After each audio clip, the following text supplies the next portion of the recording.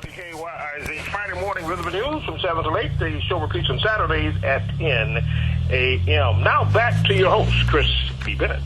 Black leaders across the country are calling for a war on the war on drugs. War on drugs in its current state and since its inception has targeted, torn apart, and devastated the African American community. With me to talk about this issue is political analyst and commentator Opio Ciccone. Opio, welcome. Thank you, Chris. All right. Opio, the war on drugs began 40 years ago under the Nixon administration and was supposed to target the illegal importation and street-level demand for illegal drugs. And yet, as we look at the statistics, we see that the government appears to concentrate its efforts on street-level drug trafficking in minority areas and are not having a sustained effort to keep drugs out of the country. Right. If you look at these statistics, we see that blacks and whites use drugs alike, but blacks are arrested and ultimately go to jail in higher sentencing, as well as we see as a result of open air drug markets in black communities, it seems to be easier to target African American, particularly young black males. In white communities, we've seen where drug markets are more inside. It's just been horrible. At one point in time, anybody fighting and talk about fighting against the drug war were considered radical. As a matter of fact, just before I came over to Portland, Oregon, that's what I did. I worked for the Drug Policy Alliance, and they were doing and still are doing some incredible work dealing with the issue of the drug war and how it's harming not only black communities, but brown communities and poor white communities as well. Right. And, during a recent forum, black leaders kept stating that the war on drugs is a war on us. And do you believe that's to be a valid statement? Sure. When you look at it, blacks make up 12% of the population and a little bit more, a little bit less in each state, but we see the prison populations that are 3, 4, 5, and sometimes even 6 times what the actual population of the African Americans are. We see law enforcement go particularly into African American communities, and there's a number of moving parts when you talk about what happens to African Americans as a result of the drug war. We get these higher sentencings than whites, but also as a result of that, the right to vote is taken away, and so there's less political power. Oftentimes we have black children go into foster care placement because fathers and mothers are going into jail as a result of, many times, there are nonviolent, low-level drug offenders, people who would benefit more from treatment versus incarceration. And I think we're seeing somewhere in the range of costing $50,000 to $60,000 per year to house people. That money would be spent better on treatment and job training and going into looking at nonprofit organizations that are already doing a good job. I think it was a report that was put out some years ago that shows that every dollar placed in a treatment is $7 saved.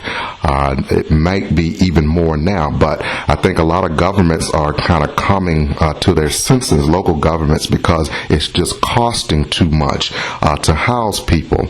And so we're not seeing a turnaround in the drug policy and the drug war as a result of many people just coming to their senses, but it's just costing too much, and there are state budgets that are spending too much on the incarceration, and so there's a more of a common sense look now, and people are able to talk now about things that they would have never talked about before, such as decriminalizing things such as marijuana.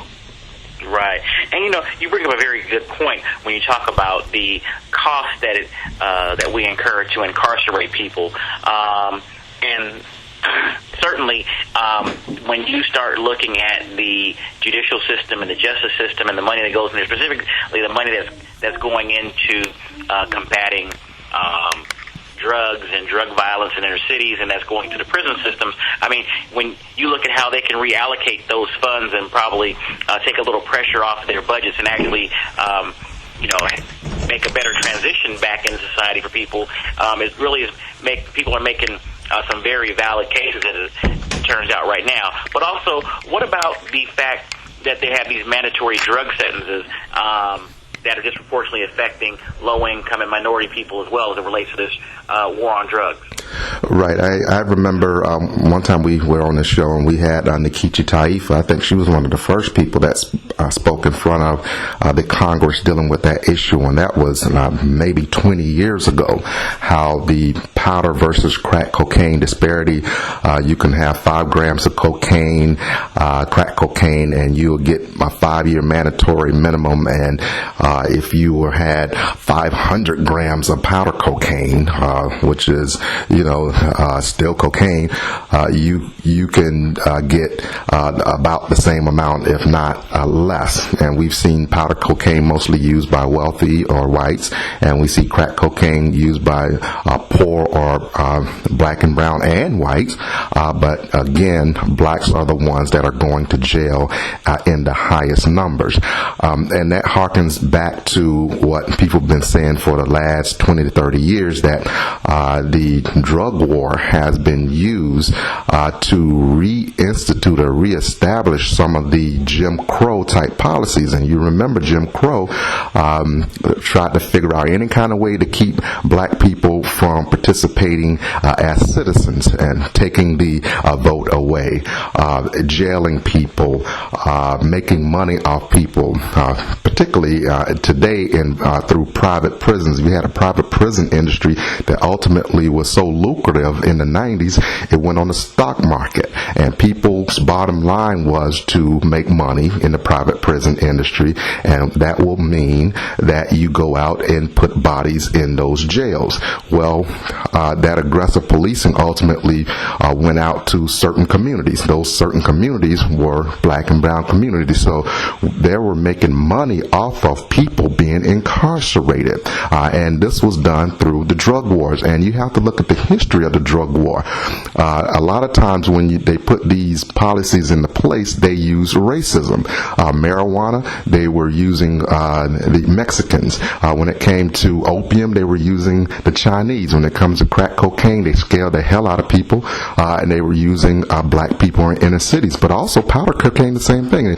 It was I think it was the jazz singers that they were saying, these people, they would use these powder cocaine, and anytime police officers would go after them, they would get these superhuman strengths. But also, if you looked at the alcohol, racism was used to make alcohol illegal because, it was during the speakeasy days of the 20s, and we're talking about blues and jazz, and they were saying our white women are going to be going into these speakeasy where these black jazz and blues singers are singing, and they're going to be taking over our white women. And ultimately they passed laws. This is the history of the drug war, where they would take African Americans and other people of color, and they would scare the hell out of the U.S. population by saying what they're going to do to whites, and particularly white women. And so these laws get passed, and it's hard to reinstitute these laws or take these laws back, because politicians don't want to look like they're weak on drugs. Well, today you look like you're really dumb on economics if you're supporting anything that's going to increase the budget. And again, it is a criminal justice system that's increasing the budget of many states.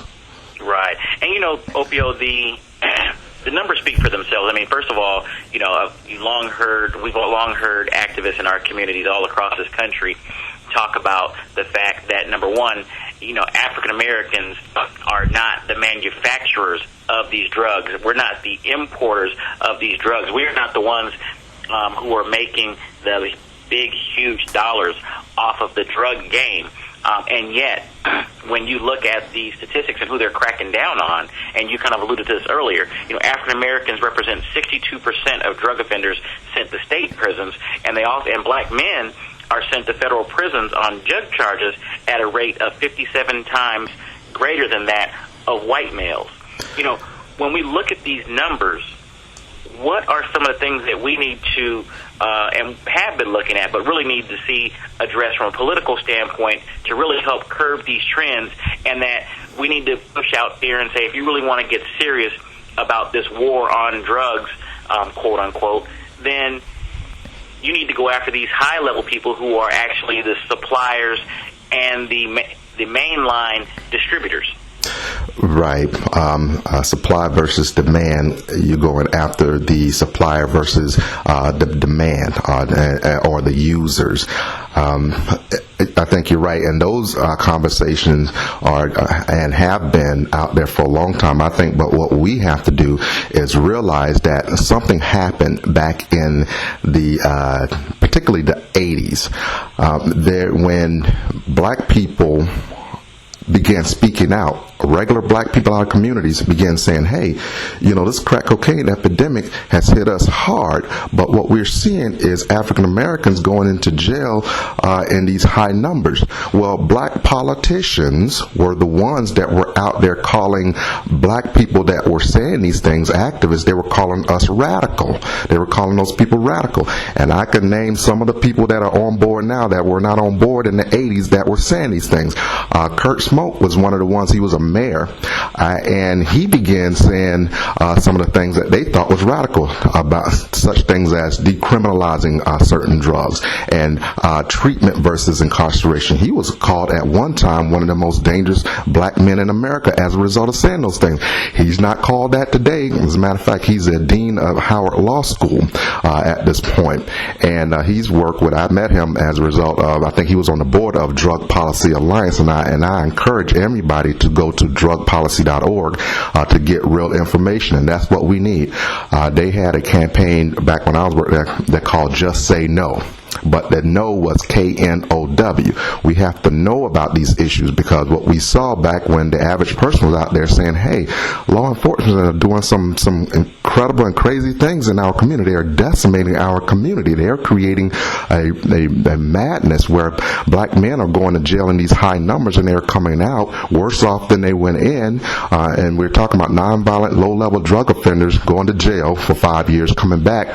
And because of what all that prison life offers, they're worse off, and they're going into the community and they're cohabiting, and and then they're going back to jail because they're targeted again and making the community very transient.